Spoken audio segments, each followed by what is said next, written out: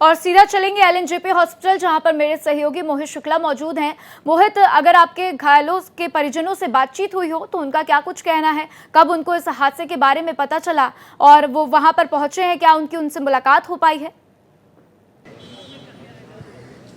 देखिए, मैं आपको बताना चाहूंगा कि लगातार मैं जब से यहाँ पर मौजूद हूँ, लोगों का एक एक करके तीमारदारों का आना यहाँ पर जारी है। और आप समझिए कि अब से थोड़ी देर पहले एक एम्बुलेंस यहाँ से निकली, उस एम्बुलेंस के अंदर एक डेड बॉडी थी। यानी कि लोग अब ये पूरी तरीके से, और देखिए मैं अभी भी आपको एक तस्वीर दिखाऊंगा, कैमरा सहयोगी पवन शर्मा से कहूंगा कि आपको वो एक तस्वीर दिखाएं।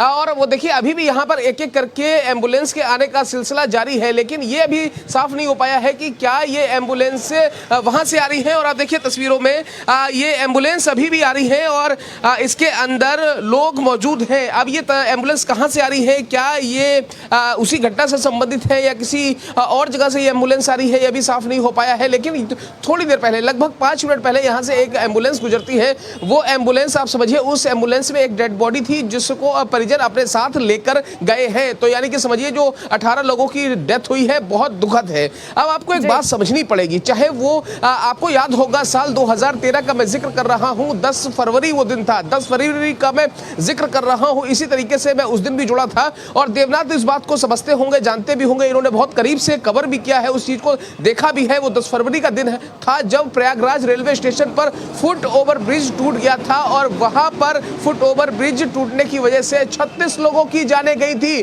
तो ये कुंभ के समय में इस तरीके की घटना होना, घटित होना, ये पहली मर्तबा नहीं हुआ है। प्रयागराज में फुट ओवर ब्रिज टूटने की वजह से भगदड़ मची थी, वहां उस समय 36 लोगों की मौत हुई थी। और ठीक उसी तरीके से हमने तस्वीरें कल रात भी देखी, देर रात जो तस्वीरें आई वो हमने देखी, किस तरीके से नई दिल्ली रेलवे स्टेशन पर भगदड़ मची और कई लोगों की जान अब तक जा चुकी है। तो ये सवाल उठते हैं, कई सारे ऐसे सवाल हैं रेलवे प्रशासन के ऊपर। अगर आप हर तरफ आपने सीसीटीवी का जाल बिछा रखा है तो आपको कम से कम ये दिख रहा है, मॉनिटरिंग सेंटर में ये दिख रहा है कि वहां पर भीड़ लगातार जुटनी शुरू हो रही है। राधा, एक सवाल ये भी उठता है कि होने को कोई टाल नहीं सकता है, लेकिन इसके बाद से सबक लेना ये भी हमारी जिम्मेदारी है। वक्त कम है, इसलिए देवनाथ का भी एक छोटा सा रिएक्शन ले लेते हैं।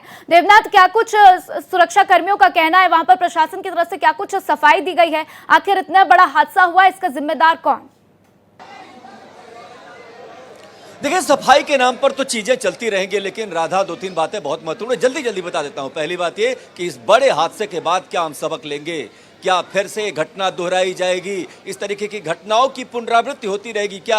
ये सवाल ऐसे हैं जो लगातार भारत एक्सप्रेस पूछ रहा है और ये बात जरूरी भी है, क्योंकि अगर ये इन गलतियों से सबक नहीं लिया गया तो फिर आगे भी मुसीबतें खड़ी होंगी। और भारत में रेलवे इतना बड़ा जाल है, रेलवे का इतना बड़ा नेटवर्क है और पूरा भारत एक तरीके से रेलवे एक परिवार की तरह जोड़ रखा है। अगर ऐसे में भरोसा उठता है तो बहुत कठिन स्थिति पैदा हो सकती है। तो मेरा यही कहना है कि ये जो घटना हुई है इसके निहितार्थ निकलने चाहिए, इससे सबक लिया जाना चाहिए। और कम से कम आने वाले दिनों में, जैसे कि मोहित भी बता रहे थे, कि आने वाले दिनों में कम से कम ऐसी घटनाएं न हो, क्योंकि इस जगह पर जहां हम खड़े हैं 18 लोगों ने अपनी आहुति दी है। जो यात्रा मंगलमय होनी थी वो अमंगलकारी हो गई और यही वजह है कि हम यहाँ पर रिपोर्ट कर रहे हैं। तो जाहिर सी बात है कि रेलवे को ध्यान देना होगा, स्टेशन पर सुरक्षा को लेकर के ध्यान रखना पड़ेगा और मॉनिटरिंग सिस्टम को और ज्यादा मजबूत बनाना होगा। बिल्कुल देवनाथ, और इसके बाद से क्या कुछ बदलाव देखने को मिलते हैं, ये भी बड़ी बात हो जाएगी।